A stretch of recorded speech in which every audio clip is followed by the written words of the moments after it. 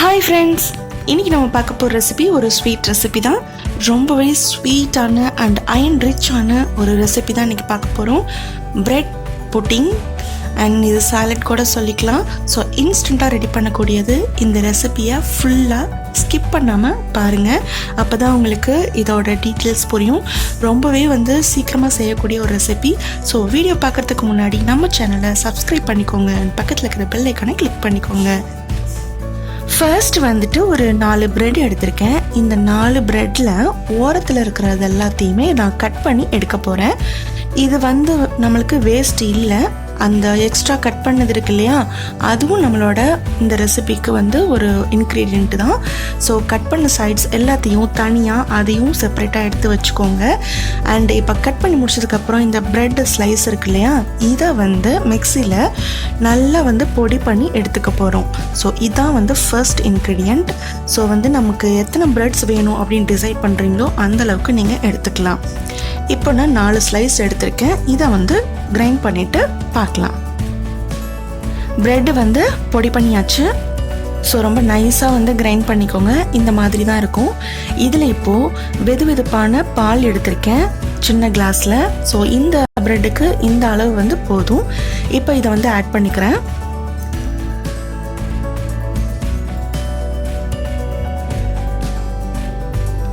இதில் இப்போது sweetness add பண்ணிக்கலாம். நான் 1.5 ஸ்பூன் சுகர் ஆட் பண்ணுறேன். உங்களுக்கு ஸ்வீட்னஸ் ரொம்ப அதிகமாக பிடிக்கும் அப்படின்னா எக்ஸ்ட்ராவே ஆட் பண்ணிக்கோங்க. ஏன்னா இதில் இல்லைனாலும் 1 by 1 நம்ம ஆட் பண்ணுற எல்லாமே ஸ்வீட்னஸாக தான் இருக்க போகுது.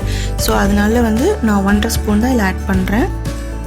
இதை நல்லா மிக்ஸ் பண்ணிக்கலாம். தேவைப்பட்டால் இது நல்லா கெட்டியாயிடுச்சுன்னா இன்னும் கொஞ்சம் பால் ஊற்றி கொஞ்சம் ஒரு செமி சாலிடாக வச்சுக்கிட்டா போதும். அந்த மாதிரி இருக்கணும். ரொம்ப தண்ணியாகவும் இருக்கக்கூடாது, கெட்டியாகவும் இருக்கக்கூடாது. ஸோ அந்த மாதிரி ஸ்டேஜில் நல்லா மிக்ஸ் பண்ணிவிட்டு ஒரு ஓரமாக வச்சுருங்க. இது நல்லா அதிலே மிக்ஸ் ஆகி நல்லா ஒரு சோக்காகி இருக்கும். ஸோ இதில் ஒரு முக்கியமான விஷயம் என்னென்னா, இதில் ஏலக்காய் ஒரு பிஞ்ச் நான் ஆட் பண்ணியிருக்கேன். இது ஆப்ஷனல் தான். சில பேருக்கு ஏலக்காயோட ஸ்மெல் பிடிக்காது. அந்த மாதிரி இருக்கும்போது இதை நீங்கள் ஸ்கிப் பண்ணிக்கலாம். வேணும் அப்படின்னு நினைக்கிறவங்க ஆட் பண்ணிக்கலாம். ஸோ இதோட ஃப்ளேவர் ரொம்ப நல்லாயிருக்கும். இப்போ இது ரெடி ஆகிடுச்சு. இதை தனியாக வச்சிடலாம். நெக்ஸ்ட் பார்க்கலாம்.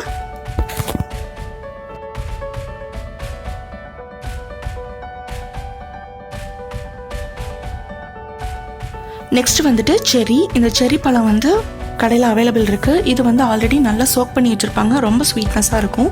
இதை நல்லா நைஸாக சாப் பண்ணிக்கோங்க. எந்த அளவுக்கு முடியுமோ அந்தளவுக்கு பொடியாக சாப் பண்ணிக்கலாம். ஸோ இது அடுத்த இன்க்ரீடியண்ட்.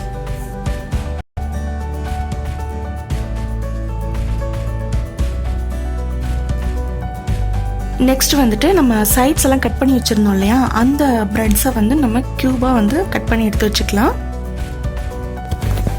இந்த மாதிரி ஒரு மீடியம் சைஸில் நம்ம கட் பண்ணி வச்சுக்கலாம். இது இப்போ ஃப்ரை பண்ணி எடுக்க போகிறோம். ஸோ ஆயிலில் லைட்டாக ஃப்ரை பண்ணி எடுத்துக்கலாம். ப்ரெட்டு எண்ணெயில் போட்ட உடனே நல்லா பொரிஞ்சிடும். ஸோ ரொம்ப நேரம் ஆகாது. இந்த மாதிரி ப்ரௌனிஷாக வந்ததும் நீங்கள் எடுத்துருங்க. ஸோ இது ஓவராக குக் பண்ணிட்டோம் அப்படின்னாக்கா ரொம்ப தீஞ்ச மாதிரி ஆகிடும். அது ஒரு கசப்பான ஒரு ஃப்ளேவர் கிடைக்கும். ஸோ அந்த டைம் வரைக்கும் நீங்கள் ஃப்ரை பண்ண வேண்டாம். இந்த ஸ்டேஜ் ஓகே தான். ஸோ இந்த ஸ்டேஜில் நீங்கள் ஃபில்டர் பண்ணி எடுத்து தனியாக வச்சுக்கோங்க. இது அடுத்த இன்க்ரீடியண்ட் இந்த ரெசிபிக்கு.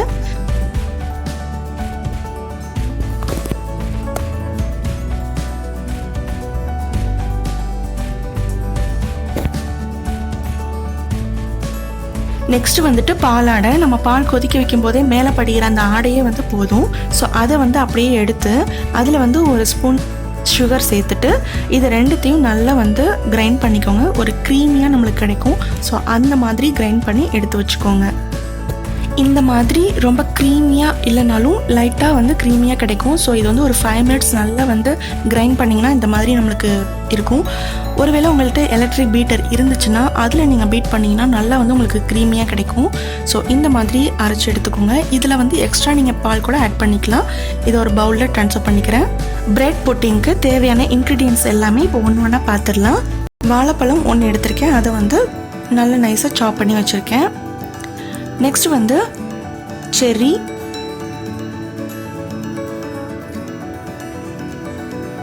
அண்ட் பிரெட் வந்து நம்ம சோக் பண்ணி வச்சுருந்தோம் இல்லையா, அது.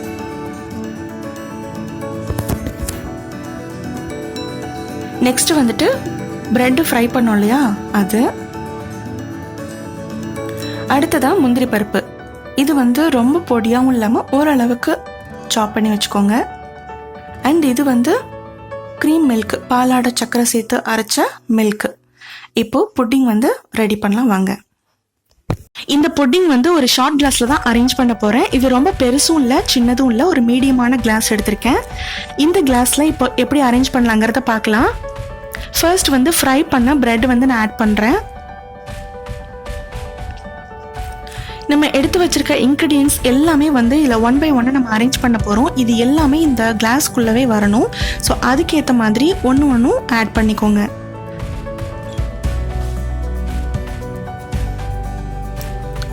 நெக்ஸ்ட் வந்துட்டு க்ரீம் மில்க் ஆட் பண்ணுறேன். பாலாடை ப்ளஸ் சுகர் சேர்த்து அரைச்ச மில்க் இது. இதை நான் செகண்டாக ஏன் ஆட் பண்ணுறேன் அப்படின்னா, இது வந்து பாலோட சோக் ஆகும்போது ஒரு க்ரன்ச்சினஸ் ப்ளஸ் அந்த ஸ்வீட்னஸ் கிடைக்கும். லாஸ்ட் பைட் கூட நம்ம அந்த ஒரு க்ரன்ச்சினஸ் ஃபீல் பண்ண முடியும். ஸோ அதுக்காக தான் வந்து லாஸ்ட்டாக இதை ஆட் பண்ணுறேன். இது மேலே வந்து பிரெட் சோக் பண்ணது வந்து நான் ஆட் பண்ணுறேன்.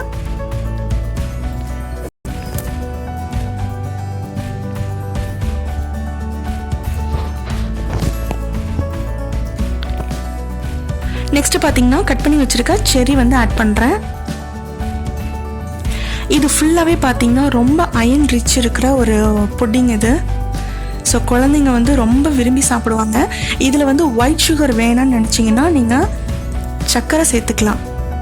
பெஸ்ட்டு வந்து குழந்தைங்களுக்கு கொடுக்கும்போது சர்க்கரை வந்து சேர்த்து கொடுங்க.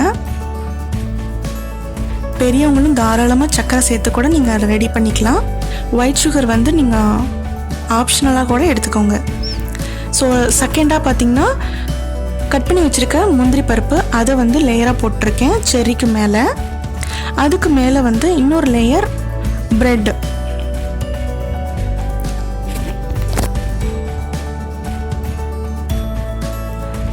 இதுக்கு மேலே வந்து கட் பண்ணி வச்சுருக்க வாழைப்பழம் சேர்த்துக்கிறேன்.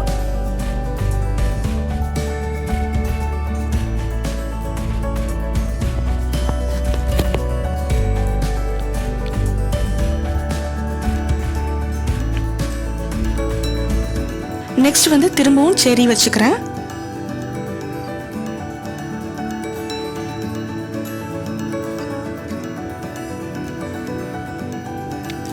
ஃபைனலாக வந்து கட் பண்ணி வச்சிருக்க முந்திரி பருப்பையும் வந்து மேலே ஆட் பண்ணிக்கலாம்.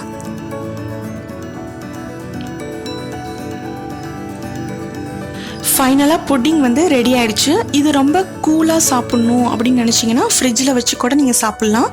இப்படியே சாப்பிட்றதுனாலும் சாப்பிட்லாம்.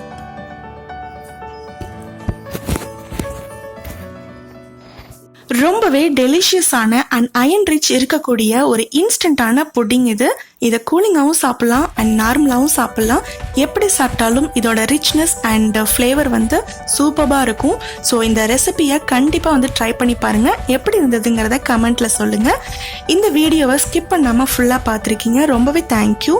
அண்ட் இந்த ரெசிபியை வந்து உங்களோட ஃப்ரெண்ட்ஸ் அண்ட் ஃபேமிலி கூட ஷேர் பண்ணுங்கள்.